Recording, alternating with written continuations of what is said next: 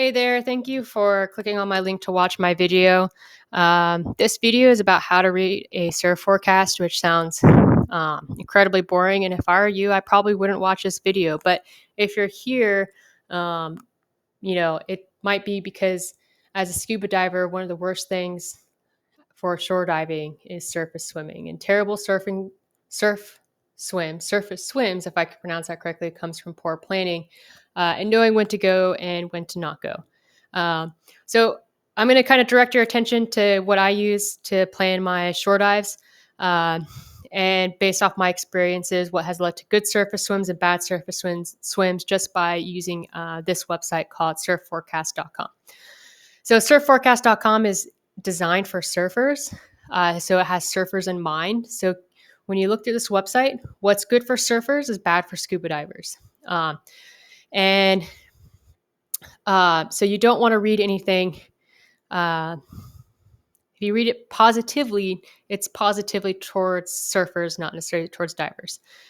So I scuba dive out in Oahu. I picked a popular shore diving site called Electric Beach.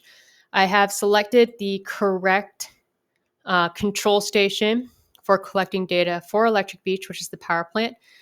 This is probably one of the most important parts is when you're planning your dive, make sure you're pulling data from the closest data recording center. Do not, even something a mile away or 2 miles can be vastly different than your actual surf site. So fortunately, because there's a power plant right here, we actually have really accurate data about this particular dive site. So with no further ado, I'm going to scroll down to this colorful page that's overwhelming, and I'm going to kind of pose a question. What day is better to dive? Friday or Saturday? And the quick and easy answer is Saturday, because what's good for surfers is bad for divers. And looking at this star right here, Friday has, it's out of 10, has a 4.34, which means for surfers, this is actually like pretty decent surfing. And whereas for Saturday, the star rating is 0, 1, and 4. So Saturday morning, there's absolutely nothing for the surfers to surf. It's terrible, what's terrible for surfers is great for divers. So right off the bat, if you want to end the video right here and you feel like you got what you needed, you can just look at the stars. But if you want to know a little bit more what goes into it, because you can still get yourself in trouble by just looking at the stars and not reading a little bit more into it. So the two data points that I use to verify these stars is the wave height, which is right here, and the energy. So Friday, just in general, all of Friday, right? They have pretty big waves, 7-foot waves, 6-foot waves in the afternoon, and then 5.5 at night.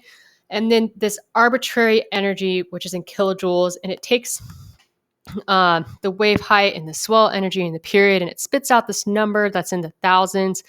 And here it's 846. As a scuba diver, you don't want this number to exceed 30. And that kind of sounds crazy and impossible if we're looking at numbers over 1,000. But again, look, this is Friday with 7-foot waves right up here.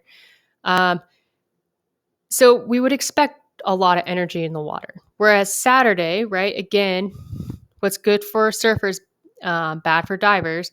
This is terrible for surfers. A 0 couldn't be any more worse for a surfer. Phenomenal for diving. You look into that. Well, the wave height is 1.5 feet, right? You don't want to exceed really 3 feet when you're scuba diving. You can, but you need to be a really strong swimmer. And even 3 feet can be really tough, even for strong swimmers with all your gear. And then you look down here and you see that the energy is 15. So what this translates to you as a scuba diver is that when you're doing your surface swim, you're not fighting as much current. The swells are a little bit more tame. And this is true for the first 0 to 10 feet of your dive. So if you're trying to make your surface swim a little bit easier by diving down to 10 feet in swimming, you can still expect this energy of kilojoules to be a factor.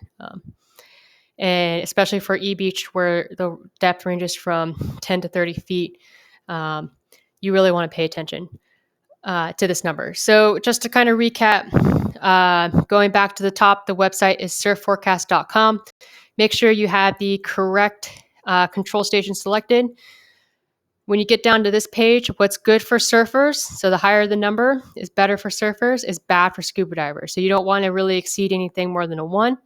Then look at the wave height, make sure it doesn't exceed 3 feet, and then look at the energy to kind of figure out how strong the surface current is for your dive, for your surface swim. You don't want this to exceed 30. Well, if you found that helpful and not too boring, and you want to potentially see more absolutely boring videos, which I may or may not create, then please click on this little red button in the lower right-hand corner. Thank you. Bye.